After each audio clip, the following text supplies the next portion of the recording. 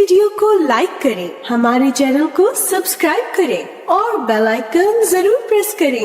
السلام علیکم ورحمۃ اللہ وبرکاتہ، نحمده ونصلی علی رسولہ الکریم، اما بعد فاعوذ باللہ من الشیطان الرجیم، بسم اللہ الرحمن الرحیم، رب اشرح لی صدری ویسر لی امری واحلل عقدۃ من لسانی یفقهوا قولی۔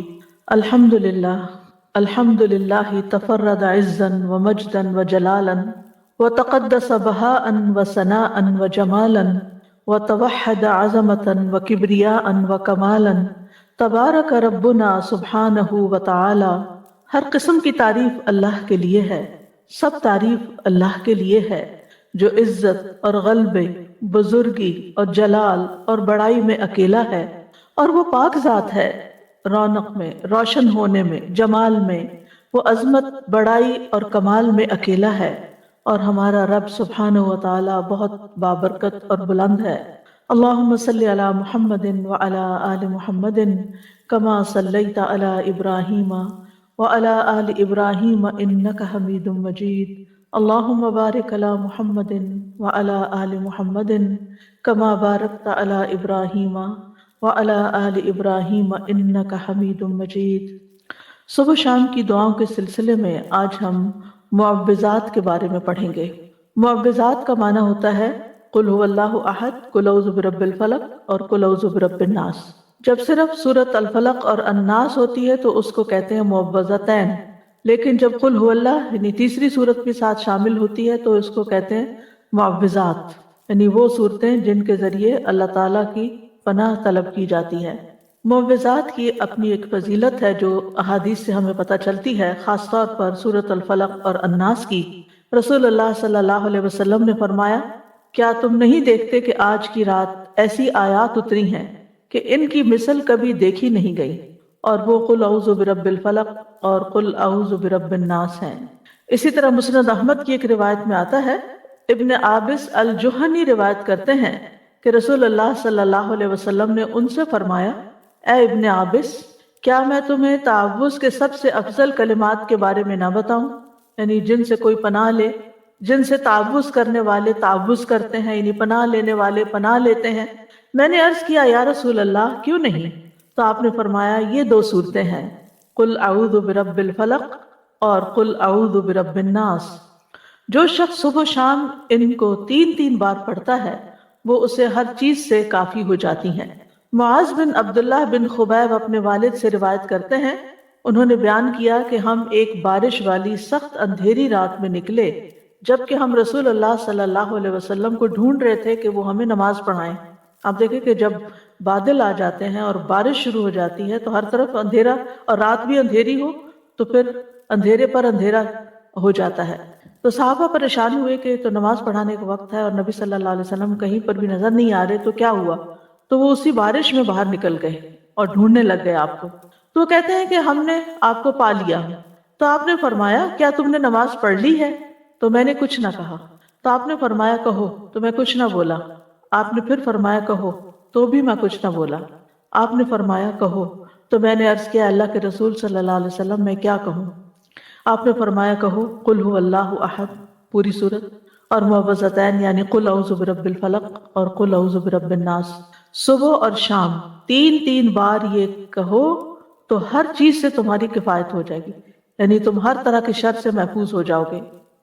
امام شوکانی کہتے ہیں کہ اس حدیث میں دلیل ہے کہ ان صورتوں کی صبح اور شام تلاوت کرنا ہر اس چیز سے کفایت کرتا ہے جس سے انسان ڈرتا ہے، جو بھی اس کے خوف اور وہم اور وسوسے اور اندیشے ہوتے ہیں، خواہ وہ کچھ بھی ہو، تو ان چیزوں سے اللہ تعالیٰ اس کو بچا لیتا ہے۔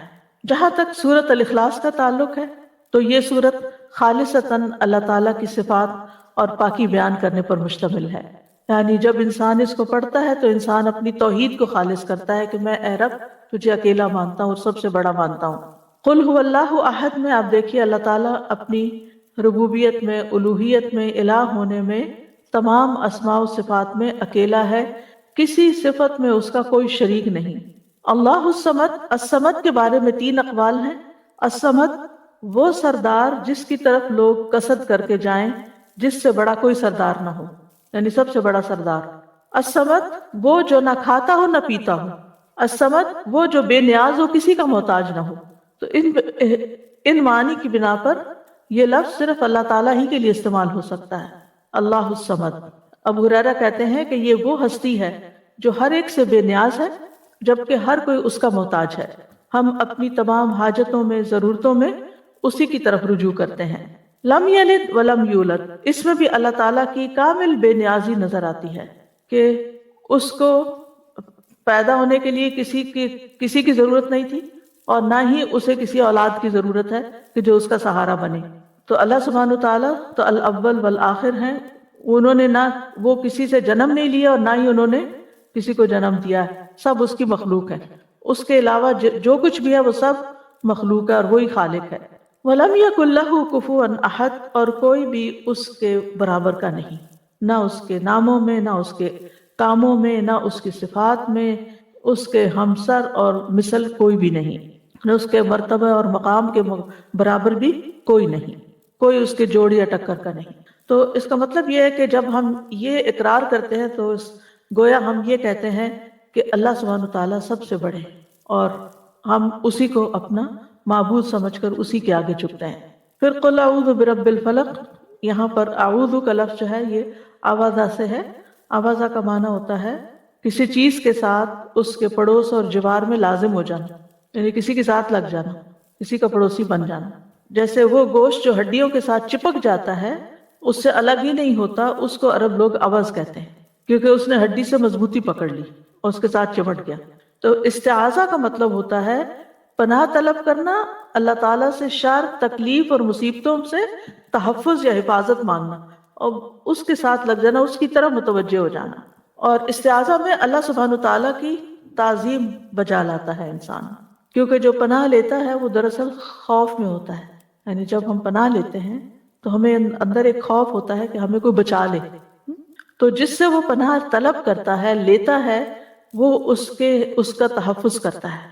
یعنی جب ہم اللہ تعالیٰ کی پناہ لیتے ہیں تو پھر اللہ تعالیٰ ہمارا بچاؤ کرتے ہیں اور ہماری حفاظت کرتے ہیں، اور یہ اس کو دراصل تعظیم کہتے ہیں، یعنی ہم اللہ کو اپنے سے بڑا مان کر اس کی طرف جاتے ہیں، اور یہی تعظیم عبادت ہے۔ آپ دیکھیں کہ دنیا کی زندگی جو ہے وہ بہت سی آفات، تکلیفوں اور مصیبتوں سے بھری ہوئی ہے۔ انسان کے بہت سے دشمن ہیں، جن بھی، انسان بھی، اور مخلوق میں سے اور چیزیں بھی اس کو نقصان دیتے ہیں، جیسے کیڑے مکوڑے، وحشی جانور، بے شمار چیزیں ہیں۔ تو انسان کو ان ساری چیزوں سے بچنے کے لیے، ان سارے دشمنوں سے حفاظت کے لیے کوئی ایسی ہستی چاہیے جو ان سب کو کنٹرول کر سکے، اور وہ صرف اور صرف اللہ کی ذات ہے۔ تو قل اعوذ برب الفلق، تو فلق کا مطلب ہے صبح، ٹھیک ہے، کیونکہ فلق صبح کا پھاڑنے والا ہے، الگ کرنے والا ہے، اور اسی طرح ہر چیز کو پیدا کرنے والا ہے۔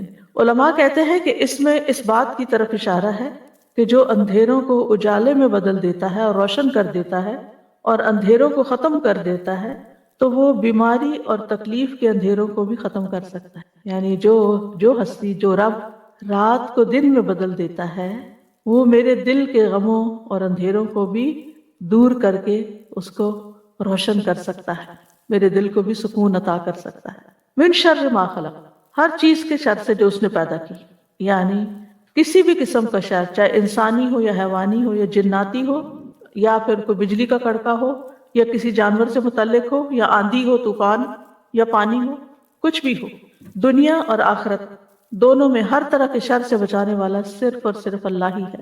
اب یہاں من شر ما خلق، اور اس کا مطلب کیا ہے کہ ہر وہ چیز جو اللہ نے پیدا کی اس کے اندر شر بھی ہے۔ تو مطلب یہ ہے کہ اس کا یہ مطلب نہیں کہ ہر چیز کے اندر شر ہے، بلکہ جن چیزوں کے اندر شر ہے ان سے پناہ مانگے۔ جیسے اب فرشتے ہیں تو ان میں تو کوئی شر نہیں، ٹھیک ہے نا، اسی طرح انبیاء ہیں، ان میں بھی شر نہیں، جنت ہے اس میں بھی شر نہیں۔ لیکن عام روزمرہ زندگی میں جو چیزیں ہمیں نظر آتی ہیں، بعض اوقات اچھی بھی نظر آتی ہیں، لیکن ان کے اندر بھی ہمارے لیے بعض اوقات تکلیفیں ہوتی ہیں۔ وَمِن شَرِّ غَاسِقٍ إِذَا وَقَبَ، اور رات کی تاریکی یا اندھیرے کے شر سے جب وہ چھا جاتا ہے، کیونکہ اندھیرے میں کچھ نظر نہیں آتا، تو بہت سی تکلیف دینے والی چیزیں جو ہیں وہ اس وقت ظاہر ہو جاتی ہیں۔ اور انسان کی طرف آتی ہے تو انسان ان سے بچ نہیں سکتا۔ رات کے اندھیر شام کے وقت ہی جنات کا غلبہ بھی ہوتا ہے، چور ڈاکو وغیرہ بھی اسی وقت حملہ آور ہوتے ہیں۔ امام ابن قیم کہتے ہیں کہ رات اندھیرے کا مقام ہے، اور اس اندھیرے میں انسانوں اور جنات کے شیاطین اتنا غلبہ پاتے ہیں جتنا وہ دن کو نہیں پا سکتے، کیونکہ دن نور ہے اور شیطان کا زور اندھیروں میں ہے، اور وہ اندھیرے والی جگہوں میں چلتا ہے، اور ان لوگوں پر اس کا زور چلتا ہے جن کے دلوں میں اندھیرا ہے اور وہ تاریکی والے ہیں، یعنی شیطان انہی کو کنٹرول کر پاتا ہے۔ اسی وجہ سے رات کو جادو کا زیادہ غلبہ ہوتا ہے، رات کو اس کی تاثیر بڑھ جاتی ہے، تو لوگ جو جادو کرتے ہیں وہ رات کے وقت قبرستان جا کے غلط کام کرتے ہیں اور مختلف طرح کی چیزیں دباتے ہیں وہاں۔ اب یہاں پر بات اندھیرے کی ہو رہی ہے اور پناہ مانگی جا رہی ہے رب الفلق سے، تو مطلب یہ ہے کہ روشنی جب ہوگی اللہ کے کلام سے تو پھر شر یا باطل کا جتنا بھی کلام ہے اس کا جو اندھیرا اور شر ہے وہ دور ہو جائے گا، اور ہر فسادی جو ہے وہ ختم یعنی چلا جائے گا۔ جیسے جو ہی صبح ہوتی ہے تو جو بھی ایسی چیزیں ہوتی ہیں وہ ساری کوئی سرنگوں میں گھس جاتی ہیں، کوئی پہاڑوں کی کھو میں گھس جاتی ہیں، کوئی کہیں اور غائب ہو جاتی ہیں، یعنی انسانوں کے سامنے نہیں رہتی۔ کیڑے مکوڑے بھی اپنے بلوں میں چلے جاتے ہیں، شیاطین جو راتوں کو پھیلتے ہیں وہ بھی کہیں سمٹ جاتے ہیں جا کے۔ تو یہاں پر اللہ تعالیٰ نے اپنے بندوں کو ایک طرح سے حکم دیا ہے کہ وہ نور کو طلب کریں تاکہ اندھیروں کا مقابلہ کر سکیں۔ اللہ تعالیٰ نے اپنی کتاب میں قرآن مجید کو بھی نور کہا ہے، اللہ ولی الذین آمنوا یخرجہم من الظلمات الی النور، اللہ ایمان والوں کا دوست ہے، انہیں اندھیروں سے روشنی کی طرف نکال لے جاتا ہے۔ تو ایمان نور ہے جبکہ کفر اور شرک اندھیرا ہے۔ پھر فرمایا وَمِن شَرِّ النَّفَّاثَاتِ فِي الْعُقَدِ، اور جادوگر عورتوں کے شر سے جو اپنے جادو سے گروں میں پھونک مار کے مدد لیتی ہیں، یعنی جادوگروں یا جادوگرنیوں دونوں کے لیے استعمال ہوتا ہے۔ نفاثات، نفاثہ کی جمع ہے جو مؤنث بھی ہو سکتی ہے اور مبالغے کا صیغہ بھی ہو سکتا ہے، بہت زیادہ پھونکے مارنے والے جن کا کام ہی یہی ہے۔ وَمِن شَرِّ حَاسِدٍ إِذَا حَسَدَ، اور حاسد کے شر سے جب وہ حسد کرے۔ حاسد وہ ہوتا ہے جو دوسرے کی نعمت اور خوشحالی کو نہیں دیکھ سکتا اور اس کے ختم ہونے کی آرزو کرتا ہے، یعنی تمنا کرتا ہے کہ دوسرے سے نعمت ختم ہو جائے۔ اور اذا حسد کے ساتھ اسے کیوں مقید کیا گیا؟ کیونکہ بعض اوقات حاسد نے حسد دل میں چھپایا ہوا ہوتا ہے، ظاہر نہیں کرتا، اور ایسے میں دوسرے انسان کو کوئی تکلیف نہیں ہوتی۔ اگر کوئی شخص کسی سے حسد کرتا ہے، آپ سے کرتا ہے اور آپ کو پتہ ہی نہیں ہے تو پھر آپ کو تو کوئی تکلیف نہیں ہوگی، نہ دل میں ہوگی نہ ویسے ہوگی۔ لیکن جب وہ حاسدانہ کوئی کام کرتا ہے، حاسدانہ نظروں سے دیکھتا ہے، یا کوئی ٹونٹ کرتا ہے، یا کوئی ایسی بات آپ کو سناتا ہے جس سے آپ کو تکلیف ہوتی ہے، تو اس وقت بھی انسان اللہ کی پناہ طلب کرے اور اس کے مقابلے پر ویسا نہ بن جائے۔ تو ان تمام قسم کے شر سے بچنے کے لیے ہمیں یہ صورت سکھائی گئی ہے۔ پھر سورۃ الناس ہے، قل اعوذ برب الناس، کہہ دیجئے میں انسانوں کے رب کی پناہ لیتا ہوں، ملک الناس، انسانوں کے بادشاہ کی، کیونکہ عام طور پر جب کسی کو کوئی پرابلم ہوتا ہے تو بادشاہوں کی طرف، بڑوں کی طرف جاتے ہیں، تو ہم سب سے بڑے بادشاہ کی طرف جاتے ہیں۔ الہ الناس، لوگوں کے معبود، یعنی اللہ سبحانہ وتعالیٰ کی پناہ لیتے ہیں۔ تو ان تینوں میں اللہ تعالیٰ کی توحید اور اللہ تعالیٰ کی ملکیت یعنی بادشاہت اور توحید الوہیت کا ذکر ہے، اور ان چیزوں سے وسوسوں کے شر سے پناہ لینے کی بات ہے۔ آپ دیکھیں کہ پہلی صورت میں کتنی طرح کے شر تھے، لیکن اس صورت میں صرف وسوسوں کا شر ہے۔ تو اس سے کیا پتہ چلتا ہے کہ انسان کے سب سے بڑے دشمن اس کے اپنے ہی وسوسے جو اس کے دل میں آتے ہیں، چاہے اس کے اپنے نفس کی طرف سے آتے ہیں، کسی انسان کی طرف سے آتے ہیں، یا کسی شیطان کی طرف سے آتے ہیں۔ یہ جتنے نیگیٹو تھاٹس ہوتے ہیں جن کی کوئی بنیاد ہی نہیں ہوتی، کوئی اصل ہی نہیں ہوتی، یہ سب وسوسوں ہی کی شکل ہوتی ہے۔ یعنی کوئی ایک ایسی تکلیف دہ بات دل میں آ گئی، پھر ادھر سوچ کے اس سے انسان باہر نہیں نکل پاتا۔ اس کو بریک کرنا ضروری ہوتا ہے، اور اس کے لیے سب سے اہم ترین چیز ہے اللہ تعالیٰ کی پناہ لینا، اللہ سے مدد مانگنا۔ اور پھر شیطان کا وسوسہ کیا ہے کہ وہ لوگوں کے دل میں برا خیال ڈالتا ہے، اور بعض اوقات وہ شر یہ ہوتا ہے کہ انسان کو برائی کو خوبصورت بنا کے پیش کرتا ہے، اور انسان اس کے جال میں آ جاتا ہے۔ یعنی چیز خراب ہے، غلط ہے، لیکن وہ اس کو اتنا خوبصورت بنا کے پیش کرے گا کہ انسان بھول ہی جاتا ہے کہ مجھے اس کام سے روکا گیا، مجھے یہ کرنا نہیں چاہیے، لیکن وہ اس کو اتنا اٹریکٹیو بنا دیتا ہے کہ انسان اس کے پیچھے چل پڑتا ہے، اور بعض اوقات اپنا مال، اپنا وقت، اپنی بہت ساری چیزیں اس کے پیچھے لگا کے ضائع کر دیتا ہے۔ تو یاد رکھیے کہ جو وسوسہ ڈالتا ہے اس کا طریقہ یہ ہے کہ وہ آتا ہے، خیال ڈال کے چلا جاتا ہے، پھر دیکھتا ہے کہ یہ ذرا بھولنے لگا، وہ دوبارہ آ جاتا ہے۔ پھر اسی لیے فرمایا کہ وسواس الخناس، جو پلٹ پلٹ کے آتا ہے، یعنی انسان کو چھوڑتا ہے ہی نہیں. انسان اور شیطان کی یہ جنگ جو ہے یہ مرتے دم تک ہے. جب انسان کی موت آتی ہے تو اس وقت بھی وہ آ کے دل میں برے خیال ڈالتا ہے کہ تم کیسے کہتے ہو رب رحمان ہے جب تم کو اتنی تکلیف میں ہو، ایسی بیماری میں ہو، اور انسان کو پاگل کر دیتا ہے برے خیالات ڈال ڈال کے اس کے. کیونکہ جب اسپرٹ سلو ہوتی ہے نا، جب انسان فزیکلی ویک ہوتا ہے تو وسوسوں کی برمار بھی اور آ جاتی ہے. جب انسان ہیلدی ہوتا ہے، جب انسان کی کمپنی اچھی ہوتی ہے، جب انسان کا قرآن کے ساتھ تعلق ہوتا ہے تو یہ سارا اس کے لیے قلعہ بن جاتا ہے. کل جیسے میں نے ذکر کے فائدے بتائے تھے کہ وہ ہمارے لیے قلعے کی طرح کام کرتے ہیں. جب ہم اس قلعے میں ہوتے ہیں، فورٹ میں ہوتے ہیں، شیطان اس کے اندر نہیں آ پاتا، اسے بہت مشکل پڑتی. لیکن جب ہم ان اذکار کو نہیں کرتے، یہ صورتیں نہیں پڑھتے، تو پھر کیا ہوتا ہے؟ شیطان کو خوب موقع مل جاتا ہے حملہ آور ہونے کا. اس صورت سے ایک بات اور پتہ چلتی ہے کہ شیاطین جنوں میں سے بھی ہوتے ہیں اور انسانوں میں سے بھی ہوتے ہیں. یعنی بعض اوقات تو آپ ہی کے دوستوں کے روپ میں ہوتے ہیں، انسانوں کی شکل میں ہوتے ہیں، آپ کے قریبی عزیز پیاروں کی شکل میں ہوتے ہیں، جو آپ کے دل میں ایسی باتیں ڈالتے رہتے ہیں یا آپ کے کانوں میں ایسی باتیں ڈالتے رہتے ہیں. تو من الجنۃ والناس، تو ان دو صورتوں کے ساتھ پناہ طلب کرتے رہنا چاہیے. ابن قیم رحمہ اللہ کہتے ہیں کہ بندے کو ان دو صورتوں کے ساتھ تعوذ اور پناہ طلب کرنے کی طلب کی ضرورت سانس لینے، کھانے پینے اور لباس پہننے سے بھی زیادہ ہے.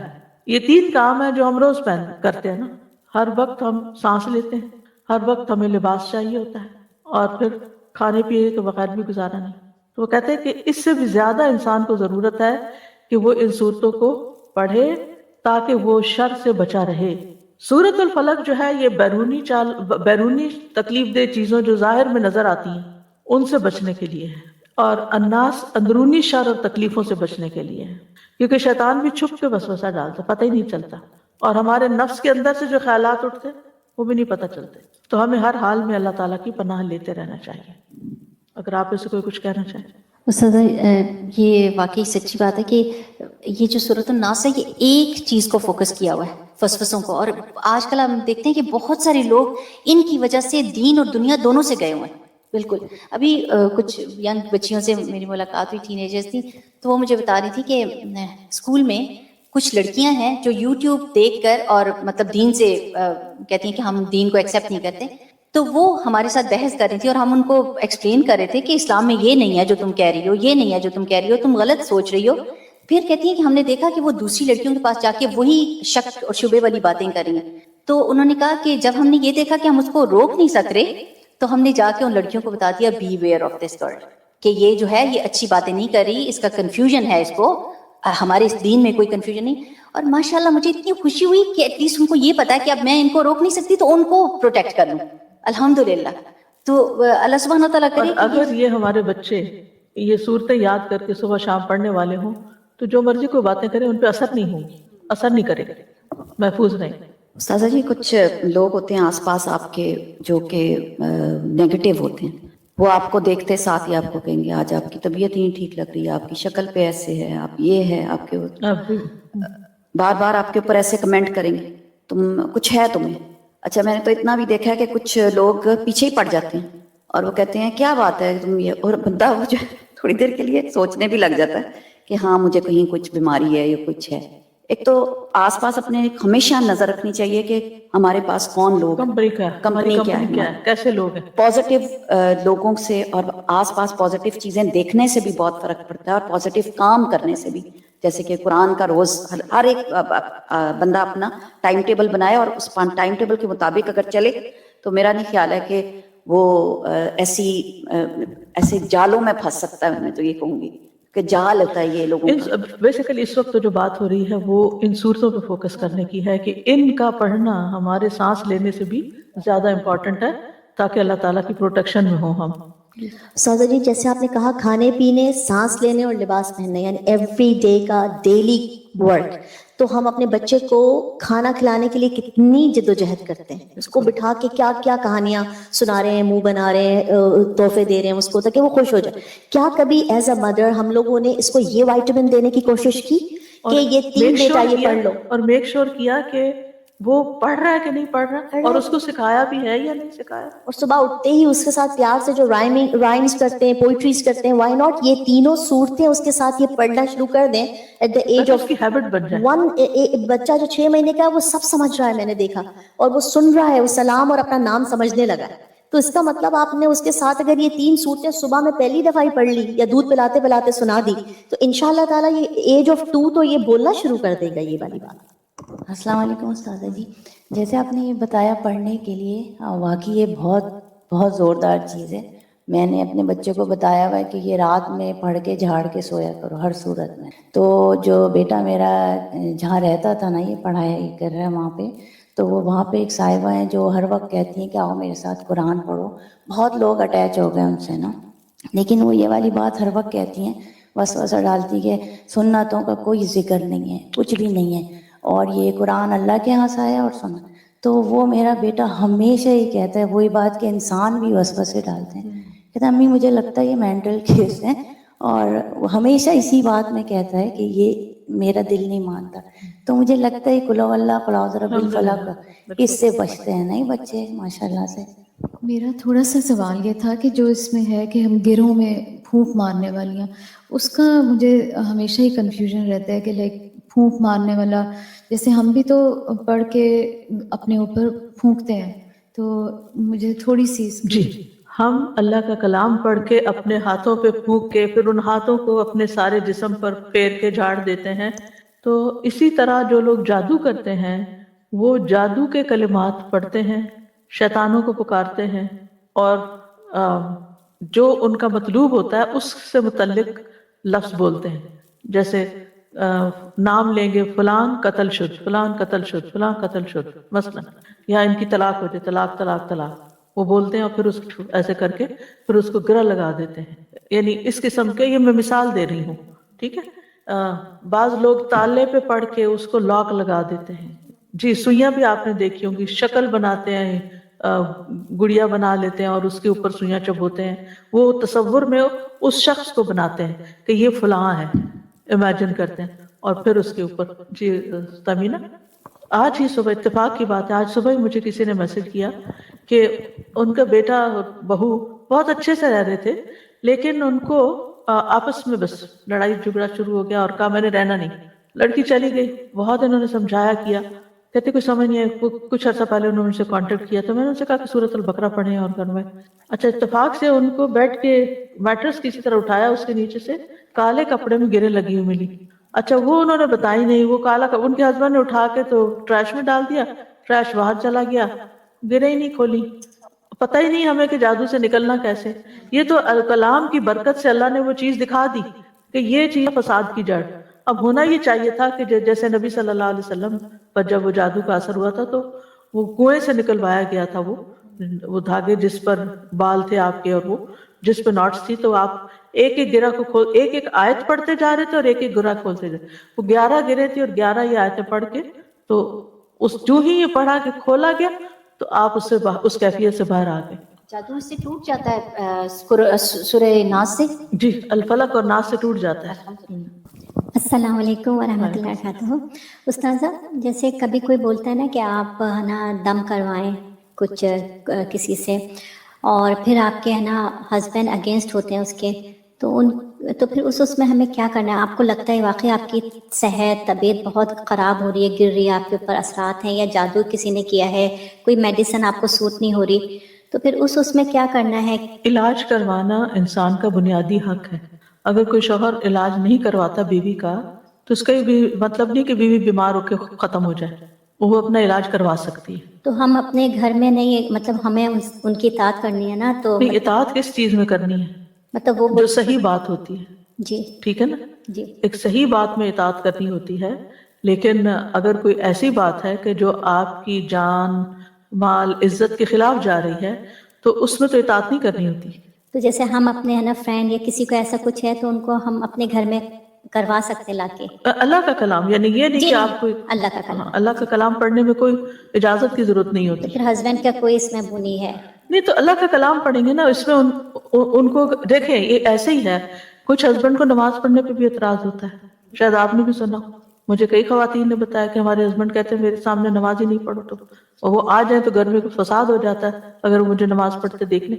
اب اس کا کیا مطلب ہے کہ عورت نماز چھوڑ دے گی؟ نہیں، اللہ کی عبادت ہے۔ تو بیماری کے وقت قرآن سے شفا حاصل کرنا بھی ایک عبادت کی قسم ہے، بجائے اس کے کہ انسان غلط ٹوٹکے اور جادوگروں کے پاس جائے، قرآن سے علاج میں کوئی حرج نہیں۔ میں یہ تو نہیں کہوں گی کہ وہ کوئی جادو والے یا اس طرح کے تھے، کہ ایک طرح سے صحیح العقیدہ سیمنگلی کوئی مولانا صاحب، امام صاحب تھے، کچھ پیرنٹس نے اپنی اولاد کی کسی ایشو کے لیے ان کو گھر بلایا اپنے، اس اولاد کے اوپر جیسے دم کراتے ہیں نا راقی یا کوئی اس طرح کا، تو وہ انہوں نے کہا کہ اس اولاد کی قد کے برابر دھاگا لائیں، وہ 3 دفعہ وہ قد کے برابر کا دھاگا ریپ کر کے اس کے اندر وہ کچھ قرآن ہی سے کچھ پڑھتے رہے اور ملٹیپل ناٹس باندھتے رہے، اور پھر انہوں نے کہا کہ اس دھاگے کو ان پہ اس طرح یعنی جسم کے اس حصے پر باندھ دیا جائے، اینڈ اٹ واز لائک کہ بالکل غلط بات ہے، بالکل کلیئرلی بات تھی نا، کیونکہ فوراً اس وقت یہ سورہ فلق کی ذہن میں آئی کہ یہ کیوں گرے باندھ رہے ہیں، یہ جادو ہی کی قسم ہے، جادو ہی، یہی میں ناٹ لگا کے پڑھنا، چاہے آپ سورت ہی پڑھ رہے ہوں، ایگزیکٹلی یہی میں کہنے والی تھی کہ یعنی کہ محتاط رہیں۔ ایگزیکٹلی، کیونکہ لوگ اس کو کہنے کو کوئی نہیں کہے گا کہ یہ جادو ہے، وہ تو کہیں گے نہیں یہ تو امام صاحب فلاں مسجد سے ہم لائے ہیں اینڈ دس دیٹ،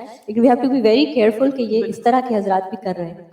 پھونک تو مار سکتے ہیں، پھونک مارنا درست ہے، ناٹ لگانا درست نہیں ہے۔ پانی پہ بھی دم کر سکتے ہیں، لیکن پانی دم کرتے ہوئے گلاس کے بیچ میں پھونک نہیں مارتے، اس سے منع کیا گیا، نبی صلی اللہ علیہ وسلم نے غذا کے اندر پھونک مارنے سے منع کیا ہے۔ یا پھر یہ کہ جو متاثرہ حصہ ہے، مثلا وسوسے آتے ہیں تو نماز میں بھی آپ اعوذ باللہ السمیع العلیم من الشیطان الرجیم من ہمزہ ونفخہ ونفثہ پڑھ کر تو اپنے دل کی طرف تھتکاریں، نماز میں بھی آپ پھونک مار سکتے ہیں اپنے اوپر۔ پھر ایک اور دعا ہے، بسم اللہ الذی لا یضر مع اسمہ شیء فی الارض ولا فی السماء وہو السمیع العلیم، اللہ کے نام سے، وہ ذات جس کے نام کے ساتھ کوئی چیز زمین میں اور آسمان میں نقصان نہیں دے سکتی، اور وہ بہت سننے والا، بہت جاننے والا ہے۔ یہ ایک بہت ہی خوبصورت دعا ہے جو ناگہانی آفات سے بچنے کے لیے صبح و شام پڑھنے کے لیے کہا گیا ہے۔ سنن نبی داؤد میں ہے، عثمان بن عفان رضی اللہ عنہ کہتے ہیں، میں نے رسول اللہ صلی اللہ علیہ وسلم سے سنا، آپ فرماتے تھے جس نے شام کو 3 بار یہ دعا پڑھ لی اسے صبح تک کوئی اچانک مصیبت نہیں آئے گی، یہی دعا بسم اللہ الذی لا یضر آخر تک، اور جس نے صبح کے وقت یہ دعا 3 بار پڑھ لی اسے شام تک کوئی اچانک مصیبت نہیں آئے گی۔ راوی کہتے ہیں کہ اس حدیث کو روایت کرنے والے ابان بن عثمان کو فالج ہو گیا، ابان حضرت عثمان کے بیٹے تھے، تو جو حدیث سن رہا تھا وہ بڑا حیران ہوا اور ان کو حیرانی سے دیکھنے لگا، اور جو فالج زیادہ حصہ ہوگا خاص طور پہ اس کو کہ بھئی یہ کیا ہے، پھر تم کہتے ہو کہ اچانک مصیبت نہیں آئے گی، یعنی اچانک کوئی بیماری نہیں آئے گی، اچانک کوئی شر نہیں آئے گا، تو پھر یہ فالج کیسے ہو گیا؟ انہوں نے کہا کیا ہوا، مجھے کیا دیکھتے ہو؟ اللہ کی قسم میں نے عثمان رضی اللہ عنہ پر جھوٹ نہیں بولا کہ ان کے ریفرنس سے میں نے بات کی ہے کہ انہوں نے مجھے بتایا، اور نہ ہی عثمان رضی اللہ عنہ نے نبی صلی اللہ علیہ وسلم پر جھوٹ بولا، لیکن جس دن مجھے یہ فالج ہوا اس دن میں غصے میں تھا اور یہ کلمات پڑھنا بھول گیا تھا۔ تو اس سے یہ پتہ چلتا ہے کہ اگر آپ چھوڑ دیتے ہیں ایک دن بھی تو نقصان ہو سکتا، نہ بھی ہو، ضروری بھی نہیں، لیکن موسٹ پروبیبلی کوئی مصیبت آ بھی سکتی ہے۔ جی ہاں، یعنی جب تقدیر نے نافذ ہونا ہو تو انسان بھول بھی جاتا ہے۔ تو بسم اللہ، اللہ کے نام کے ساتھ پناہ لیتا ہوں۔ لا یضر مع اسمہ شیء فی الارض، یعنی اللہ کا نام لینے سے کوئی چیز زمین میں نقصان نہیں دیتی، یعنی جو اللہ کے نام کو اپنے ساتھ رکھتا ہے، اللہ کے نام کا ورد کرتا رہتا ہے، اپنے لیے لازم کرتا ہے، اس کو کوئی چیز نقصان نہیں دیتی، یعنی اللہ کے نام سے، اللہ کے نام کی برکت کی وجہ سے کوئی چیز نقصان نہیں پہنچا سکتی، نہ زمین میں نہ آسمان میں۔ زمین میں تو بہت ساری طرح طرح کی مصیبتیں، اور آسمان سے یعنی اوپر بلندی سے بارش اتر سکتی ہے، زیادہ برف پڑ سکتی ہے، اولے پڑ سکتے ہیں، بجلی کڑک کے گر سکتی ہے، یعنی کوئی بھی چیز اوپر سے اچانک آ سکتی، یا ہوا کوئی چیز اڑا کے آپ کے اوپر لا کے گرا سکتی، اینی تھنگ۔ تو نہ اوپر سے نہ نیچے سے کوئی چیز نقصان نہیں دیتی۔ وہو السمیع العلیم، اور وہ ہر چیز کو سننے والا، سارے اقوال کو اور سارے افعال ہمارے خوب جاننے والا ہے۔ تو یہ دعا ان اذکار میں سے ہے جن کی ہر مسلمان کو صبح و شام پابندی کرنی چاہیے، تاکہ اللہ کے حکم سے اچانک پہنچنے والی مصیبتوں، بلاؤں اور تکلیفوں اور نقصان سے انسان محفوظ رہ سکے۔ امام قرطبی کہتے ہیں کہ یہ حدیث صحیح ہے، صادق و امین صلی اللہ علیہ وسلم کی ہے، اس پر ہمیں دلیل اور تجربے ہر 2 طرح سے اطمینان ہے، دلیل تو یہ ہے کہ یہ ثابت صحیح حدیث ہے اور تجربہ ایکسپیرینس بھی کیا انہوں نے. وہ کہتے ہیں کہ جب میں نے یہ روایت سنی تھی، جب سے میں نے یہ روایت سنی تھی تو میں پابندی سے اس کو پڑھتا تھا. پھر جب مجھ سے چھوٹ گئی تو مدینہ میں ایک رات مجھے بچھو نے کاٹ لیا. جب میں نے خوب سوچ بچار کی تو مجھے یاد آیا کہ میں نے یہ کلمات نہیں پڑھے تھے. تو یاد رکھیے کہ اس میں اصل جو حفاظت کا سبب ہے وہ اللہ کا نام ہے. بسم اللہ الذی لا یضر، اللہ کا نام لیا جائے تو کوئی چیز نقصان نہیں دیتی. اس لیے ہمیں کھانا کھاتے ہوئے، پانی پیتے ہوئے، اب آپ دیکھیں اکثر ہم سنتے اور پڑھتے اور دیکھتے رہتے ہیں کہ ہر دوسرا بندہ یہ بات کر رہا ہوتا ہے کہ اب یہ پانی میں کلورین ہے تو فلاں فوڈ میں کیمیکلز ہیں، تو ویجیٹیبلز کھائیں تو ان کے اندر بھی بہت سے وہ جس طرح گرو کی جاتی ہیں ان میں پتہ نہیں کیا کچھ ہے. اگر آپ گوشت کھاتے ہیں تو اس کے اپنے نقصان ہیں، اور یعنی طرح طرح کے کوئی چیز مجھے لگتا نہیں کہ حلال طیب کی فل کیٹیگری میں آتی ہو. ہر چیز کے اندر کچھ نہ، پھر انسان کہاں جائے؟ کسی اور پلانٹ پہ تو نہیں جا سکتا. اگر آپ یہ کہیں نا کہ آپ یہاں سے کسی ولیج میں چلے جائیں تو ولیج میں جو اگایا جاتا ہے وہ اسی طریقے کھادیں ڈال رہے ہیں، طرح طرح کے کیمیکل ڈال رہے ہیں، اسپرے کر رہے ہیں. یعنی ولیج ہو، ہاں زیادہ سے زیادہ یہ ہو سکتا ہے کہ آپ کا کچن گارڈن ہو، لیکن اس میں بھی جو سوائل آپ لا کے ڈالیں گے اس کے آلریڈی اس کے اندر کچھ پیسٹی سائڈز ہوں گے. تو اس لیے کوئی بھی چیز بچی ہوئی نہیں ہے. اب پھر کریں کیا؟ جو کھائیں پیئیں اس پر اللہ کا نام لے لیں، اور اگر کسی چیز کے بارے میں زیادہ شک ہے تو پوری دعا پڑھ لیں. بسم اللہ الذی لا یضر مع اسمہ شیء فی الارض ولا فی السماء وهو السمیع العلیم. خاص طور پہ کوئی دوائی وغیرہ کھا رہے ہیں یا کوئی انجیکشن لگا رہے ہو کہ آپ کو اس کے سائیڈ افیکٹس کا خوف ہے، یا آپ سرجری کے لیے جا رہے ہیں، یا مطلب کوئی بھی چیز جس سے آپ کو خوف ہے، خطرہ ہے، وہم ہے، تو آپ اس سے بچنے کے لیے یہ دعا پڑھ لیں. میٹھا پسند ہے تو اس کو اسے کھاتے ہوئے بھی پڑھ لیا کریں. اور ویسے بھی اگر ہم بسم اللہ پڑھ لیتے ہیں نا، جس چیز پہ بسم اللہ پڑھ لیتے ہیں اس کے اندر برکت ہو جاتی ہے، اور برکت ہونے کا مطلب ہے اس کی خیر نصیب ہوتی ہے، اللہ شر سے بچا لیتے ہیں. جابر بن عبداللہ کہتے ہیں کہ رسول اللہ صلی اللہ علیہ وسلم نے فرمایا جب تم رات کو کتے کے بھونکنے یا گدھے کے ہینگنے کی آواز سنو تو اللہ کی پناہ طلب کیا کرو، اعوذ باللہ پڑھا کرو، کیونکہ جو کچھ وہ دیکھتے ہیں تم نہیں دیکھتے. جب لوگ سو جاتے ہیں تو باہر نہ نکلا کرو، کیونکہ اللہ عز و جل رات کے وقت اپنی مخلوق میں سے جس کو چاہتا ہے پھیلا دیتا ہے. اور اللہ کا نام لے کر دروازے بند کیا کرو، یعنی اپنے کمرے کا دروازہ بند کر رہے ہو یا گھر کا بند کر رہے ہو، بسم اللہ پڑھ کے کیا کریں، کیونکہ شیطان وہ دروازہ نہیں کھولتا جسے اللہ کا نام لے کر بند کیا گیا ہو. اور مشکوں کو تسمے سے باندھ دو. پہلے زمانے میں وہ لیدر بیگز میں پانی ڈال کے تو وہ درختوں کے ساتھ یا کسی چیز کے ساتھ لٹکا دیتے تھے تاکہ ہوا لگتی رہے، پانی ٹھنڈا رہے. تو اس کو آگے سے پھر باندھ کے تسمے سے تب لٹکاتے تھے، یا رکھتے بھی تھے، ظاہر ہے وہ کہیں بھی رکھے تو پانی نکلے گا. تو جب اس کا منہ بند کریں، بوتل کا ڈھکن بند کریں، فریج بند کریں، بسم اللہ پڑھ لیں. مٹکوں کو ڈھانپ دو، یعنی جس میں سے پانی لے کے پیتے ہو. برتنوں کو اوندا کر دو، کھلے برتن نہیں چھوڑو. یہ حفاظت کے سارے طریقے ہمارے دین نے ہمیں سکھائے، اور اللہ سے بڑھ کر کون جانتا ہے، جس نے وحی کے ذریعے نبی صلی اللہ علیہ وسلم کو یہ ساری باتیں سکھائی اور پھر آپ نے ہم تک یہ پہنچائی. تو ہمارا دین کتنا خوبصورت دین ہے کہ جس میں صرف دین اور آخرت نہیں بلکہ دنیا میں رہنے کے طریقے بھی سکھائے اور دنیا میں حفاظت کے ساتھ رہنے کے طریقے بتا دیے. اگلی دعا ہے اللہم عافنی فی بدنی، اللہم عافنی فی سمعی، اللہم عافنی فی بصری، لا الہ الا انت، اللہم انی اعوذ بک من الکفر والفقر، اللہم انی اعوذ بک من عذاب القبر، لا الہ الا انت. اے اللہ مجھے میرے بدن میں عافیت عطا فرما، اے اللہ مجھے میری سماعت میں عافیت عطا فرما، اے اللہ مجھے میری بصارت میں عافیت عطا فرما، تیرے علاوہ کوئی اور معبود نہیں.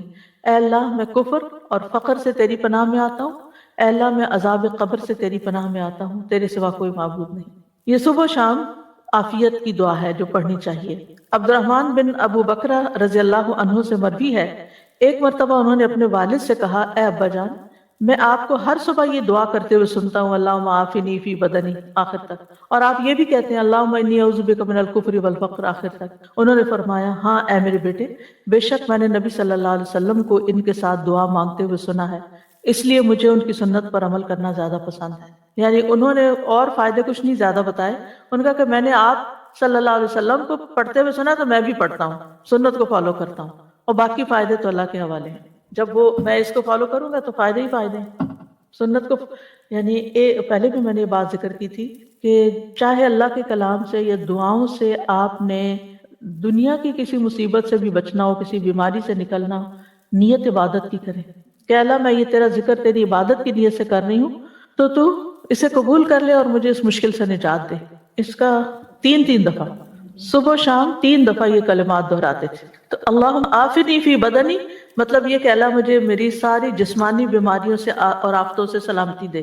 عافنی فی سمعی اور عافنی فی بصری، یہ عمومی دعا کے بعد پورے جسم کی دعا کے بعد پھر خاص اعضاء کے لیے دعا ہے، کیونکہ یہ دل کی طرف جانے کے راستے ہیں، کان اور آنکھ دل کی طرف جاتے ہیں، اور دل صحیح ہو تو سارا جسم صحیح ہوتا ہے، اور اگر دل خراب ہو تو جسم بھی بیمار ہوتا ہے۔ تو اس لیے اللہ سبحانہ تعالیٰ اس کے اندر پائے جانے والے ہر فتنے سے جو آنکھ کے ذریعے اندر جاتا ہے اور کان، اس سے بھی بچائے، کیونکہ جب آپ ایسی چیزیں دیکھتے ہیں کہ کوئی باتیں ایسی سنتے ہیں جن سے آپ کی طبیعت خراب ہوتی ہے، پریشانی ہوتی ہے، تو پھر آپ وہی سوچتے چلے جاتے ہیں اور آپ کا اچھا بھلا دن خراب ہو جاتا ہے۔ تو جب ہم یہ دعا مانگ لیں کہ اللہ اس میری آنکھ کو اپنی عافیت میں رکھ، یعنی یہ کوئی ایسی چیز بھی نہ دیکھے جو تجھے ناپسند ہو، اور اگر کوئی ایسی چیز ہے کہ جس کو دیکھنا خوف کا یا غم کا یا تکلیف کا باعث ہے، اس سے بھی محفوظ رکھ۔ بہت بلیغ دعا ہے۔ اور اللہم انی اعوذ بک من الکفر والفقر، 2 چیزوں سے خاص طور پر پناہ مانگی گئی، ایک کفر سے اور ایک فقر سے۔ کفر میں ایمان نہیں ہوتا، فقر میں مال نہیں ہوتا۔ ان 2 چیزوں سے محرومی جو ہے وہ بھی بہت بڑی محرومی ہوتی ہے کہ جس کی وجہ سے انسان کی زندگی بڑی مشکل میں ہوتی ہے۔ ایمان نہ ہو تو اس کی روحانی زندگی ساری ڈسٹرب، اور مال نہ ہو تو اس کی دنیا کی زندگی ساری مصیبت میں۔ تو یہ دونوں چیزیں بھی بڑی ضروری ہیں زندگی گزارنے کے لیے۔ ایمان کے بغیر تو خیر گزارا ہی نہیں، لیکن مال کے بغیر بھی گزارا نہیں۔ اور پھر قبر کے عذاب سے پناہ، یعنی دنیا تو گزر جائے گی، لیکن پھر آگے جو منزل آنے والی ہے اس وقت تو ہم دعا بھی نہیں کر سکتے، وہاں کے لیے بھی دعا اب مانگنی ہے، تیاری ابھی کرنی ہے۔ تو اس لیے عذاب قبر جو عالم برزخ میں ہوگا، جو روح اور جسم پر ہوگا، جو بھی اس کے مستحق ہوں گے، اور یہ عذاب برحق ہے۔ نبی صلی اللہ علیہ وسلم ایک مرتبہ بآواز بلند فرما رہے تھے، اے لوگو عذاب قبر سے اللہ کی پناہ مانگا کرو، عذاب قبر برحق ہے، یعنی اس کو جھٹلاؤ نہیں، یہ سچا ہے۔ اور یہ مسند احمد کی روایت ہے حضرت عائشہ سے۔ تو اس سے پتہ چلتا ہے کہ انسان کو ہمیں ہمارے دین نے وہ باتیں بتا دی ہیں جو کل ہونے والی ہیں، جن کو معلوم کرنے کا کوئی اور ذریعہ ہے ہی نہیں۔ مثلا آپ کی آنکھ میں کوئی تکلیف ہو گئی ہے، آپ جائیں آنکھوں کے ڈاکٹر کے پاس، وہ مشینوں سے، لیٹسٹ مشینوں سے چیک کرے گا، ایک ایک چیز کر کے کئی پردوں کے اندر جا کے دیکھ کے بتا دے گا آپ کو کیا مسئلہ ہے۔ لیکن قبر کے اندر کیا ہو رہا ہے یہ کون بتائے گا؟ کوئی انسان نہیں بتا سکتا، وہ تو اللہ ہی بہتر جانتا ہے۔ تو اللہ تعالیٰ نے نبی صلی اللہ علیہ وسلم کے ذریعے ہمیں اس مصیبت سے بچنے کے لیے بھی دعا سکھا دی ہے۔ پھر ایک اور دعا ہے، اللہم انی اسألک العافیۃ فی الدنیا والآخرہ، اللہم انی اسألک العفو والعافیۃ فی دینی و دنیای و اہلی و مالی، اللہم استر عوراتی و آمن روعاتی، اللہم احفظنی من بین یدی ومن خلفی وعن یمینی وعن شمالی ومن فوقی واعوذ بعظمتک ان اغتال من تحتی۔ اے اللہ میں دنیا اور آخرت میں تجھ سے عافیت کا سوال کرتا ہوں۔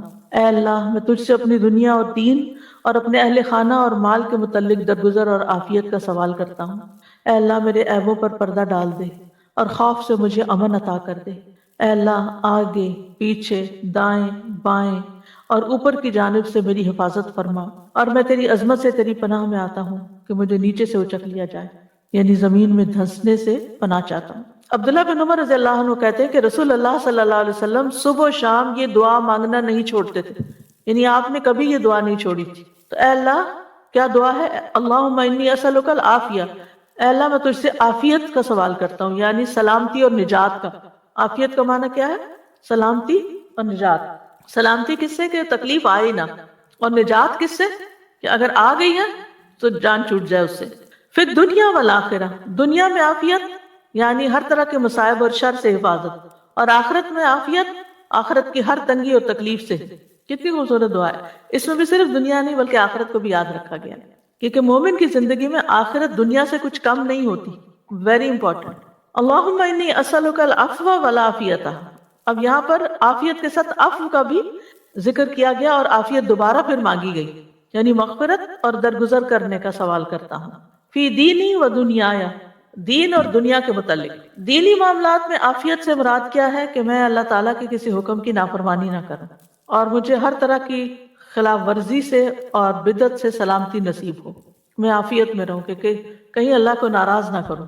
اور دنیا میں جتنی بھی چیزیں ہیں ان سب کے بارے میں بھی میں یہی چاہتا ہوں کہ اللہ تعالیٰ مجھے میری غلطیوں کوتاہیوں کو معاف کر دے، عفو سے درگزر سے کام لیتا رہے، کیونکہ اگر کسی بھی جگہ اللہ تعالیٰ پکڑ لے تو ہم کیا کر سکتے ہیں. اور پھر ہر طرح کی سلامتی اللہ تعالیٰ عطا کرے. وَأَهْلِ، اہل سے مراد بیوی، اولاد اور رشتہ دار ہیں، اہل خانہ جن کو کہتے ہیں. یعنی ان کو اپنی عافیت میں رکھ کہ وہ بری کمپنی سے بچیں، بری بیماریوں سے بچیں، بہت زیادہ دنیا کی محبت سے بچیں. یعنی ہر وہ چیز جو انہیں نقصان دینے والی ہے اللہ تعالیٰ اس سے بچا لے. وَمَالِي، اور مال کے اندر عافیت ہو. کیا مطلب؟ کہ مال پر کوئی آفت نہ آ پڑے، کیونکہ بعض اوقات ایسا ہوتا ہے کہ انسان کے پاس بہت کچھ ہوتا ہے، اچانک کوئی ایسا حادثہ ہو جاتا ہے کہ کچھ بھی نہیں رہتا، وہاں سے مصیبت آتی ہے جہاں سے انسان سوچ بھی نہیں سکتا. پھر اسی طرح مال میں عافیت کیا کہ حلال ہو، حرام کا شائبہ نہ ہو، شکوک و شبہات سے پاک ہو. یعنی جو کماؤں وہ بھی صاف ستھرا ہو اور جو میرے پاس ہے اس کی بھی حفاظت ہو، اس میں بھی عافیت رہے، سلامت رہے، وہ زوال نہ ہو اس کا، ضروریات میں کسی اور کا محتاج نہ ہوں میں. اللہم استر، اے اللہ ڈھانپ دے، سطر ڈھانپنے کو کہتے ہیں، یعنی میری حفاظت کر. عورت کہتے ہیں وہ چیز جس کو ظاہر کرنا شرمناک ہو، مراد ہے گناہ اور عیب، یعنی ہر وہ چیز جس کے ظاہر ہونے پر مجھے شرم آئے آپ اس پہ پردہ ڈال دیں. یعنی آپ دیکھیں کہ شاید امام شافعی یہ کس کا قول ہے کہ اگر لوگوں کو ہماری برائیاں پتہ چل جائیں یا ہمارے دلوں کی حالت پتہ چل جائے تو وہ ہمارے جنازہ پڑھنے سے انکار کر دیں، کیونکہ اس نے شیطانوں کے وسوسے اور کیا کیا خیالات بعض اوقات. تو اس میں آپ دیکھیے کہ جب انسان اللہ سے دعا مانگتا ہے کہ اللہ مجھے بچا کے رکھ تو پھر یہ شر کم ہوتا ہے. وَآمِن رَوْآتِي، اور مجھے ہر اس چیز سے اطمینان اور امن بخش دے جو خوف زدہ کرے، یعنی جو میرے لیے گھبراہٹ کا سبب بنے. آمن رواتی.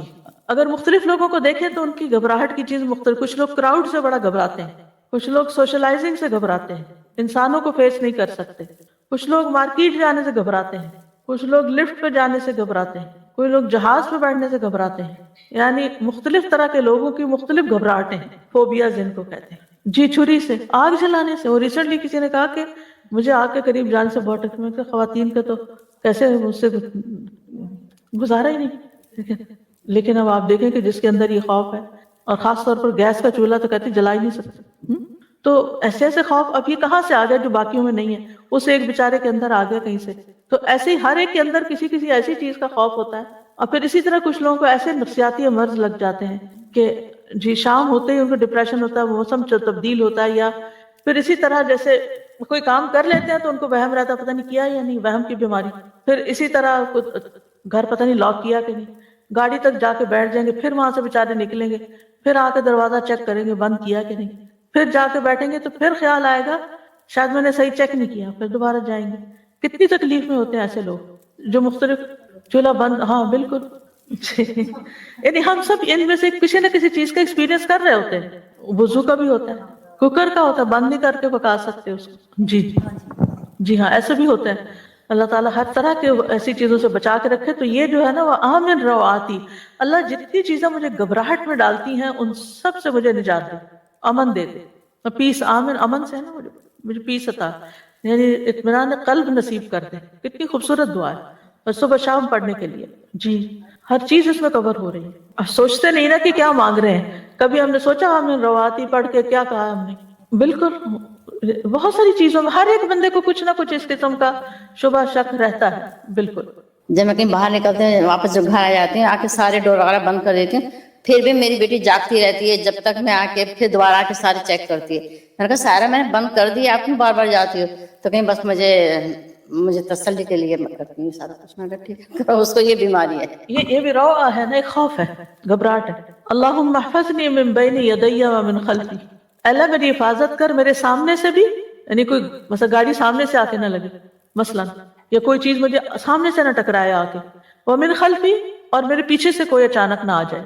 کچھ لوگ جیسے نماز پڑھے تو کہتے ہیں مجھے لگتا ہے پتہ نہیں کوئی پیچھے کھڑا ہے، خوف میرا تو نماز ہی ٹھیک نہیں پڑھ پاتی. وَأَن یمینی، دائیں طرف سے کوئی چیز نہ آئے. وَأَن شمالی، بائیں طرف سے نہ آئے. وَمن فوقی، اوپر سے کوئی نہ آئے. شیطان نے بھی تو یہ کہا تھا نا کہ میں انسان کے آگے سے، دائیں سے، پیچھے سے، دائیں بائیں سب طرف سے آؤں. وہ اوپر کا اس نے نہیں کہا تھا کہ جس بندے پہ اللہ کی رحمت ہوتی ہے، جیسے کوئی بجلی گرتی ہے یا کوئی چھت گر سکتی ہے، کوئی بھی چیز. یعنی کچھ لوگوں کو ہمیشہ پنکھا چلانے میں ڈر لگتا ہے کہ یہ پنکھا میرے اوپر نہ آ جائے. اور پھر وَأَعُوذُ بِعَظَمَتِكَ أَنْ أُغْتَالَ مِنْ تَحْتِي، اور میں تیری عظمت، تیری قوت اور تیری طاقت کے ساتھ حفاظت اور پناہ طلب کرتا ہوں کہ مجھے زمین میں دھنسا نہ دیا جائے، کہیں میں ہلاک نہ ہو جاؤں. اب دیکھیں کہ ساری جو سمتیں ہیں، ڈائریکشنز ہیں، ان میں ان کا نام لیا گیا، لیکن جو تحت ہے زمین جس سے ہم کہیں بھاگ نہیں سکتے. اوپر اگر ہمیں ڈر لگے نا کہ یہ کوئی چیز گرنے والی، تو ہم کیا کرتے ہیں؟ فوراً ہٹ جاتے ہیں. سامنے سے کچھ آ رہا تو ہم ایک طرف ہو جاتے ہیں، دائیں طرف سے آ رہا تو ہم بائیں طرف ہو جائیں گے، بائیں طرف سے پیچھے سے اگر ہمیں شک پڑے تو بھاگ نکلیں گے. اللہ نہ کرے زمین سے کچھ ہونے لگے، کدھر بھاگیں گے؟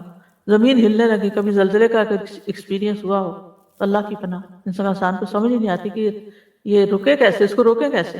اور اگر خسف ہو، اللہ نہ کرے. اچانک ایک دفعہ مجھے ایک ویڈیو دیکھنے کا موقع ملا جس میں گاڑیاں سرپٹ بھاگی جا رہی ہیں ہائی وے پہ، اور آگے سے زلزلہ آیا، ہائی وے کریک ہوئی، اتنا چوڑا ہوا کہ گاڑیاں ایک کے بعد ایک نیچے گر رہی ہیں. اتنا خوفناک منظر تھا. اسی طرح ایک جگہ پر زمین سنک ہونے لگ گئی، وہ درخت بھی نیچے اندر جا رہے ہیں، اور انسان بھی اور حیوان بھی، اور سب نیچے نیچے نیچے. انسان کیا کر سکتا ہے؟ کچھ بھی نہیں. اس لیے اس کو خاص طور پر الگ بیان کیا گیا، وَأَعُوذُ بِعَظَمَتِكَ أَنْ أُغْتَالَ مِنْ تَحْتِي، کہ زمین کے اندر دھنسائے جانے سے میں تیری پناہ چاہتا ہوں کہ نیچے سے میں ہلاک ہو جاؤں اور کسی مصیبت میں پڑ جاؤں. پھر ایک اور دعا ہے، اللہم فاطر السماوات والارض عالم الغیب والشہادہ رب کل شیء وملیکہ اشہد ان لا الہ الا انت اعوذ بک من شر نفسی وشر الشیطان وشرکہ. اے اللہ، آسمانوں اور زمین کے پیدا کرنے والے، غیب اور حاضر کے جاننے والے، ہر چیز کے رب اور مالک، میں گواہی دیتا ہوں کہ تیرے علاوہ کوئی معبود نہیں. میں اپنے نفس کے شر سے تیری پناہ میں آتا ہوں، اور شیطان کے شر اور شرک سے تیری پناہ میں آتا ہوں.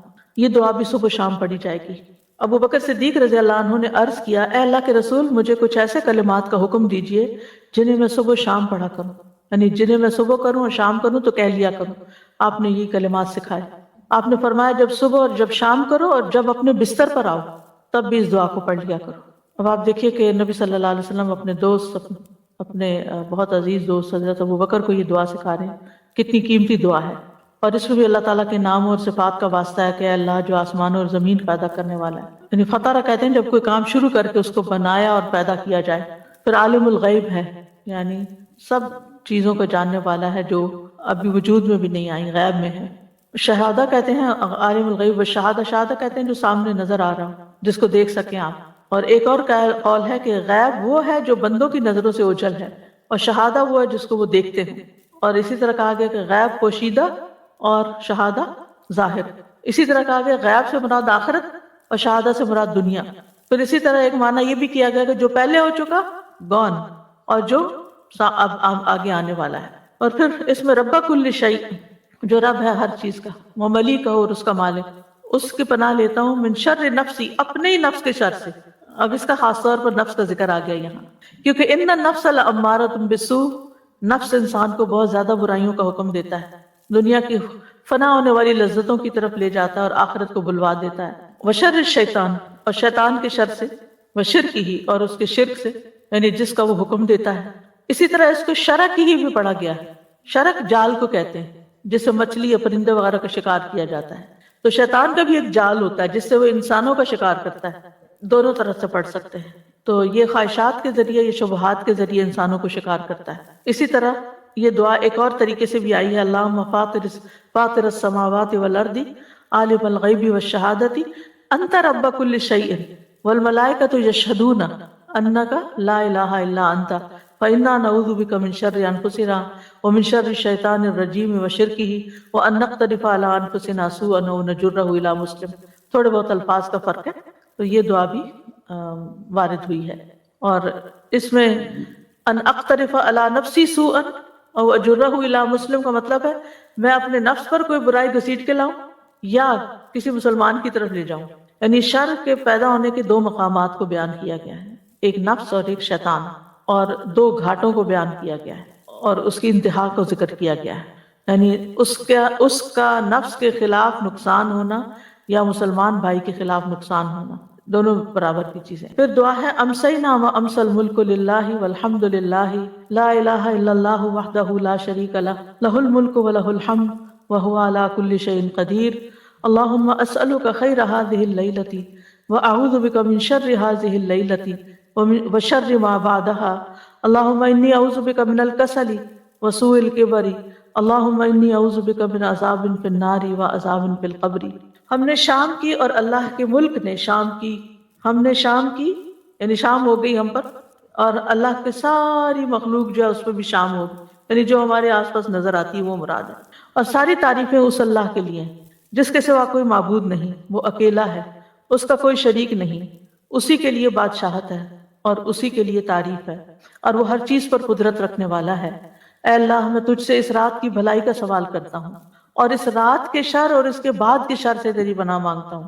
اے اللہ میں تجھ سے سستی، بڑھاپے کی برائی سے پناہ مانگتا ہوں. اے اللہ میں تجھ سے آگ میں عذاب اور قبر میں عذاب سے پناہ چاہتا ہوں. باقی چیزیں تو وہی ہیں لیکن اس میں سستی اور بڑھاپے کی بات آ گئی ہے، اور خاص طور پر رات کے شر کی بات آئی ہے. یہ شام کو پڑھیں گے، صبح پڑھنا ہوگا تو اصبحنا کہیں گے اسی میں. عبداللہ بن مسعود کہتے ہیں کہ رسول اللہ صلی اللہ علیہ وسلم شام کے وقت یہ دعا پڑھا کرتے تھے، اور جو صبح ہوتی تو فرماتے وَأَصْبَحْنَا وَأَصْبَحَ الْمُلْكُ لِلَّهِ آگے تک. یعنی ہم صبح میں یا شام میں اللہ کی نعمت اور حفاظت کے ساتھ ملتے ہوئے داخل ہوئے ہیں. تو اللہ سبحانہ وتعالیٰ دن اور رات کی خیر اور بھلائی نصیب کرے، امن اور سلامتی نصیب کرے، اور آخرت کی بھلائی میں دنیا کے اندر عبادت کی توفیق ہو. یہ اس میں جو نئی چیز ہے ان میں سے کسل ہے، سستی. سستی کا مطلب ہے طاقت ہونے کے باوجود نفس کا نیک کام کی طرف نہ اٹھنا. یعنی کر سکتے ہیں، ساری فیسلٹیز موجود ہیں لیکن ہم کرتے نہیں، صرف سستی کی وجہ سے. تو اس سے پناہ مانگی گئی ہے کیونکہ اس کی وجہ سے انسان بہت سے خیر سے محروم ہو جاتا ہے جب سستی آ جاتی ہے انسان کے اندر. ایک ہوتا معذور شخص. معذور کیا مثلا سن نہیں سکتا، بول نہیں سکتا، دیکھ نہیں سکتا، چل نہیں سکتا، گاڑی نہیں ہے، کہیں جا نہیں سکتا، کسی کی کوئی خدمت نہیں کر سکتا، کوئی کسی خیر کے کام میں، کسی علم کی مجلس میں شریک نہیں ہو سکتا کیونکہ اس کی ہینڈی کیپ. لیکن ایک شخص ہے جس کو اس طرح کا کوئی بھی مسئلہ نہیں، پھر بھی وہ نہیں کرتا. تو یہ سستی ہمارے اپنی ہی دشمن ہے. اس سے پناہ مانگی گئی کہ اللہ اس سے بچا کے رکھ تاکہ ہم خیر اور نیکی کے کاموں میں آگے بڑھتے رہیں. پھر سوء الکبر کی بات بھی ہے، بڑھاپا، سخت بڑھاپا، کیونکہ اس میں بھی انسان کے عقل چلی جاتی ہے، انسان کی عقل چلی جاتی ہے، سوچ بچار میں خرابی ہو جاتی ہے، اور دیگر بہت سے امور یعنی دوسروں کے لیے تکلیف دہ ہو جاتے ہیں. کوالٹی آف لائف نہیں رہتی بالکل. اور پھر سارے عذابوں میں سے جہنم اور قبر کے عذاب کی یہاں بات کی. یہ دونوں انتہائی سخت عذاب ہیں. یعنی مرنے کے بعد جو پہلا عذاب ہے قبر کا وہ سخت ہے، اور آخرت میں جو سب سے بڑا عذاب ہے وہ جہنم کا ہے. پھر ایک اور دعا ہے اللہم بک اصبحنا و بک امسینا و بک نحیا و بک نموت و الیک المصیر. اور شام کے وقت اللہم بک امسینا و بک نحیا و بک نموت و الیک النشور. اے اللہ ہم نے آپ کے نام کے ساتھ صبح کی، اور آپ کے نام سے شام کی، اور آپ کے نام سے زندہ ہے، اور آپ کے نام پہ ہم مرتے ہیں، اور آپ ہی کی طرف لوٹنا ہے. تو یہاں صبح شام اللہ کی طرف لوٹنے کو یاد کروایا جا رہا ہے کہ یہ یاد رکھو واپسی بھی ہے ایک دن، ہمیشہ کے لیے نہیں آئے اس دنیا میں. یعنی صبح کے وقت ہم تیری نعمتوں اور تیری حفاظت کے ساتھ دنیا کے کام کاج کر رہے ہیں، اور تیری دی ہوئی نعمتوں کے ساتھ ہم چلتے پھرتے ہیں، سب کچھ کرتے ہیں. اور شام میں بھی ہماری یہ قوت قدرت باقی رہتی ہے، اور تیرے ہی نام سے ہم زندہ ہیں. یعنی جب تک تو زندہ رکھے ہم زندہ ہیں، اور تیرے نام کے ساتھ ہی ہم دنیا سے چلے جائیں گے. تو ہمارے سارے امور اللہ کے ہاتھ میں ہیں. یہ مت سمجھے کہ ہم اپنی مرضی سے یہ سب کچھ یہاں کر رہے ہیں. اللہ نے ہمیں اذن دیا ہوا ہے یا ہمیں رخصت دی ہوئی ہے تو ہم زمین پر یہ سب کچھ انجوائے کر رہے ہیں، اور یہ ہماری ملکیت نہیں ہے. کوئی اصل ملکیت اللہ ہی کی ہے، اور جس وقت چاہے وہ ان چیزوں کو لے بھی سکتا ہے. وَإِلَيْكَ النُّشُورُ، یہ بھی دن رات یاد کروایا گیا کہ واپسی کی تیری طرف جی اٹھنا ہے، یہ بھی انسان کبھی نہ بھولے. وَإِلَيْكَ الْمَصِيرُ، تیری ہی طرف واپس لوٹنا ہے. پھر ایک اور دعا ہے یا حی یا قیوم برحمتک استغیث اصلح لی شأنی کلہ ولا تکلنی الی نفسی طرفۃ عین. اے زندہ، اے قائم رہنے والے، میں تیری رحمت کے ساتھ مدد چاہتی ہوں، میرے سب کام درست کر دے، اور پلک جھپکنے کے برابر بھی مجھے میرے نفس کے سپرد نہ کر. نبی صلی اللہ علیہ وسلم نے حضرت فاطمہ کو یہ دعا صبح و شام پڑھنے کی تلقین کی تھی. حضرت فاطمہ سے آپ صلی اللہ علیہ وسلم نے فرمایا جو میں تمہیں وصیت کرتا ہوں اسے سننے سے تمہیں کیا چیز مانے ہے. یعنی توجہ سے سنو مراد ہے کہ تم جب صبح اور شام ہو تو یہ دعا پڑھو، یا حی یا قیوم برحمتک استغیث اصلح لی شانی کلہ ولا تکلنی الی نفسی طرفۃ عین۔ تو یا حی، اے ہمیشہ قائم رہنے والی ذات، یا قیوم، اے مخلوقات کے کاموں کو قائم رکھنے والی، اصلح لی شانی، میرے سارے حالات درست کر دے، ہر چیز میری ٹھیک کر دے، اور ولا تکلنی الی نفسی طرفۃ عین، مجھے بے یار و مددگار نہ چھوڑنا، مجھے میرے اپنے نفس کے بھی ایک لمحے کے لیے حوالے نہ کرنا، کیونکہ ہو سکتا ہے اسی لمحے میں پھسل جاؤں، تو میرے نفس کو تو قابو میں رکھ۔ پھر ہے حسبی اللہ لا الہ الا ہوا علیہ توکلت وہو رب العرش العظیم، سورۃ التوبہ کی آیت ہے، 7 دفعہ پڑھنی ہوتی ہے صبح و شام۔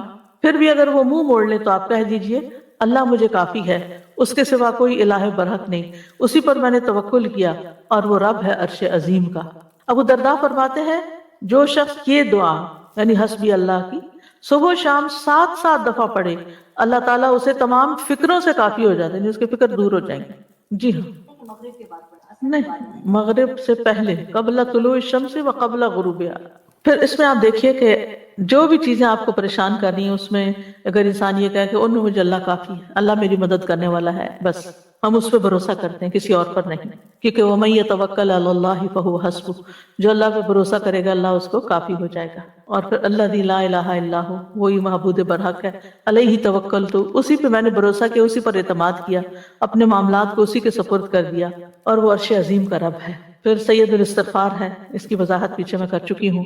اللہم انت ربی لا الہ الا انت خلقتنی وانا عبدک وانا علی عہدک ووعدک ما استطعت اعوذ بک من شر ما صنعت ابوء لک بنعمتک علی وابوء بذنبی فاغفر لی فانہ لا یغفر الذنوب الا انت۔ اے اللہ تو ہی میرا رب ہے، تیرے سوا کوئی معبود نہیں، تو نے مجھے پیدا کیا ہے اور میں تیرا بندہ ہوں، میں تیرے ساتھ کیے ہوئے عہد اور وعدے پر جہاں تک میری ہمت ہے قائم ہوں، میں اپنے کیے کے شر سے تیری پناہ چاہتا ہوں، تیری نعمتیں جو مجھ پر ہیں ان کا مجھے اقرار ہے اور مجھے اپنے گناہوں کا بھی اعتراف ہے، بس مجھے بخش دے، بے شک تیرے سوا گناہوں کو کوئی نہیں بخشتا۔ نبی صلی اللہ علیہ وسلم نے فرمایا جو کوئی صبح کو ان کلمات پر یقین رکھتے ہوئے کہے گا تو اگر اسی دن شام سے پہلے اسے موت آ جائے تو وہ جنت والوں میں سے ہوگا، اور جو ان کو رات کو کہے گا اور وہ ان پہ یقین رکھتا ہوگا اگر وہ صبح سے پہلے مر گیا تو وہ بھی اہل جنت میں سے ہوگا۔ تو اس دعا کو یعنی اس استغفار کو پکڑ لینا چاہیے۔ اس میں آپ دیکھیے کہ اللہ کو اپنا رب کہا کہ اللہ تو ہی میرا رب ہے، تو نے مجھے پیدا کیا، تو نے مجھے رزق دیا، تو ہی میرے تمام معاملات کو درست رکھتا ہے۔ پھر شرک کا انکار، لا الہ الا انت، تیرے سوا تو کوئی الہ ہے ہی نہیں، خلقتنی، اس میں توحید پیچھے الوہیت آئی اور خلقتنی ربوبیت آ گئی، تو نے ہی مجھے پیدا کیا، وانا عبدک، اور میں تیرا ہی بندہ ہوں، وانا علی عہدک ووعدک ما استطعت، میں تیرے عہد اور وعدے پہ قائم ہوں جتنا مجھ میں استطاعت ہے۔ یہ کون سا وعدہ؟ عہد الست بربکم، جب سب نے کہا تھا ہاں اللہ تو ہی ہمارا رب ہے۔ اعوذ بک من شر ما صنعت، میں تیری پناہ لیتا ہوں اپنے نفس کے شر سے، یعنی جو خرابی میں نے کی اور اس کا وبال مجھ پہ آنے والا ہے وہ مجھے، میں اپنے آپ کو پروٹیکٹ نہیں کر سکتا، مجھے تیری پروٹیکشن چاہیے۔ غلطیاں میری ہیں کیونکہ جب آپ غلط کام کرتے ہیں تو اس کا خمیازہ تو بھگتنا پڑتا ہے۔ اللہ غلطی تو ہو گئی لیکن اب اس کی سزا نہیں بھگت سکتا، نہ دنیا میں نہ آخرت میں، اس کے لیے میں پھر تجھے ہی تھام رہا ہوں، میں اپنے کیے کے شر سے تیری پناہ چاہتا ہوں، یعنی ہر غلط کام کا ایک شر ہوتا ہے۔ تیری نعمتیں جو مجھ پر ہیں مجھے ان کا اقرار ہے، ساری نعمتوں کا۔ اگر انسان کو نظر نہیں آتی یا بار بار الگ الگ مینشن نہیں کر سکتا تو یہ دعا بہت کافی ہے کہ اللہ ساری نعمتوں کا میں اقرار کرتا ہوں جو بھی تو نے مجھ پر کی، چاہے میں ان کو جانتا ہوں چاہے میں نے جانتا ہی نہیں، یعنی ان نعمتوں کو بھی شکر ادا کرنا چاہیے جن کو ہم جانتے نہیں کہ وہ ہمارے لیے کام کر رہی ہیں۔ بس مجھے بخش دے، بے شک تیرے سوا گناہوں کو کوئی نہیں بخشتا، کوئی بخش سکتا ہی نہیں جب تک اللہ نہ بخشے۔ نبی صلی اللہ علیہ وسلم نے یہ استغفار سکھایا، پھر فرمایا جو کوئی صبح کو ان کلمات پر یقین رکھتے ہوئے کہے گا اگر اسی دن شام سے پہلے اسے موت آ جائے تو وہ جنت والوں میں سے ہوگا، اور جو ان کو رات کو کہے گا اور ان پر یقین رکھتا ہوگا اگر وہ صبح سے پہلے مر گیا تو بھی اہل جنت میں سے ہوگا۔ کتنی خوبصورت دعا ہے یہ۔ اب کچھ ایکسٹرا چیزیں ہیں جو 100 بار پڑھنے کی ہیں، جیسے سبحان اللہ العظیم و بحمدہ، اللہ بڑی عظمت والا ہے، اپنی تعریف کے ساتھ پاک ہے۔ رسول اللہ صلی اللہ علیہ وسلم نے فرمایا جو شخص سبحان اللہ العظیم و بحمدہ 100 مرتبہ پڑھے اور اسی طرح شام کو بھی 100 بار پڑھے تو اس کے برابر مخلوق میں کسی کا درجہ نہیں ہو سکتا، ایسا شخص درجوں میں سب سے اونچا ہے۔ تو اس سے یہ بھی پتہ چلتا ہے کہ 100 سے زیادہ بار بھی پڑھا جا سکتا ہے، کیونکہ اللہ تعالیٰ کی تسبیح پہ کوئی حد نہیں، کوئی قید نہیں ہے۔ یہ جو تسبیح ہے یہ حمد کے ساتھ ہے، اور جب ہم کس تعریف کے ساتھ تسبیح ہوتی ہے تو اس کا مطلب یہ ہے کہ اللہ تعالیٰ کو ہم ہر عیب نقص سے پاک قرار دے رہے ہیں. پھر ایک اور ذکر ہے سبحان اللہ الحمدللہ اللہ اکبر. بڑی خوبصورت حدیث اور بڑی آسان اگر کسی کو اللہ توفیق دے عمل کی. رسول اللہ صلی اللہ علیہ وسلم نے فرمایا جو سورج نکلنے سے پہلے اور غروب ہونے سے پہلے 100 بار سبحان اللہ پڑھے یہ 100 اونٹنیوں کو قربانی میں ذبح کرنے سے افضل ہے. جب آپ سنتے ہیں نا کہ نبی صلی اللہ علیہ وسلم نے حج کے موقع پر 100 اونٹ قربان کیے تو ہم کہتے ہیں ہم تو زندگی میں سوچ بھی نہیں سکتے. اگر آپ سوچ نہیں سکتے اور آپ کو شوق ہے پھر بھی تو آپ یہ کلمات صبح اور شام 100 بار پڑھیں سبحان اللہ. اور جو سورج نکلنے اور غروب ہونے سے پہلے اوقات کی پابندی ہے یہاں 100 مرتبہ الحمدللہ پڑھے یہ 100 گھوڑے جہاد میں سواری کے لیے دینے سے افضل ہے کہ مجاہد اس پہ بیٹھ کے کہیں جائیں اللہ کے راستے میں جہاد کرے تو اس سے بھی افضل ہے کہ آپ 100 بار الحمدللہ پڑھیں. اور جو سورج نکلنے سے اور غروب ہونے سے پہلے 100 مرتبہ اللہ اکبر پڑھے یہ 100 غلام آزاد کرنے سے افضل ہے. کتنا اجر و ثواب ہے اس کا. خاص طور پر وہ خواتین جن کے بچے چھوٹے نہیں ہیں جن کی جابز نہیں ہیں جو گھر پر ہوتی ہیں ان کے لیے بڑا اچھا موقع ہے فجر کی نماز پڑھیں اس کے بعد بیٹھ کر سورج نکلنے سے پہلے اپنے یہ اذکار کر لیں. اسی طرح صبح کے وقت کچھ اور اذکار اور دعائیں بھی ہیں جیسے سبحان اللہ و بحمدہ عدد خلقہ ورضا نفسہ وزنۃ عرشہ ومداد کلماتہ. اللہ کی تعریف اور اسی کی پاکی ہے اس کی مخلوق کی تعداد کے برابر اس کی رضا اور اس کے عرش کے وزن اور اس کے کلمات کی سیاہی کے برابر. ان کلمات کے بارے میں آتا ہے حضرت جویریہ سے روایت ہے کہ نبی صلی اللہ علیہ وسلم صبح کے وقت کی نماز ادا کرنے کے بعد ان کے پاس سے چلے گئے یعنی نماز کے لیے چلے گئے اور وہ اپنی جانماز پر بیٹھی ہوئی تھی. پھر دن چڑھے آپ واپس تشریف لائے تو وہ وہیں بیٹھی ہوئی تھی. آپ نے فرمایا جس وقت میں تمہارے پاس سے گیا ہوں تم اسی طرح بیٹھی ہو؟ انہوں نے کہا جی ہاں. نبی صلی اللہ علیہ وسلم نے فرمایا میں نے تمہارے بعد ایسے 4 کلمات 3 بار کہے اگر تمہارے آج کے کہے ہوئے کلمات کو ان کے ساتھ وزن کیا جائے تو ان کلمات کا وزن زیادہ ہوگا. سبحان اللہ و بحمدہ عدد خلقہ ورضا نفسہ وزنۃ عرشہ ومداد کلماتہ. آپ دیکھیے اللہ نے کیا کچھ پیدا کیا، کیا ہم گن سکتے ہیں؟ اس کے نفس کی رضا کیا ہے؟ ورضوان اللہ اکبر سب سے بڑی چیز ہے. اس کا عرش مخلوق میں سب سے بڑی چیز ہے. اس کا وزن کتنا ہوگا؟ لا یعلم الا اللہ، صرف اللہ ہی جانتا ہے. ومداد کلماتہ اس کے کلمات لکھنے کی جو سیاہی ہے. قرآن مجید میں آتا ہے کہ اگر سارے سمندر سیاہی بن جائیں اور سارے درخت کلمے بن جائیں تو تب بھی اللہ کے کلمات ختم نہیں ہوں گے. یہ سیاہی بھی ختم ہو جائے گی اور یہ قلم بھی ختم ہو جائیں گے.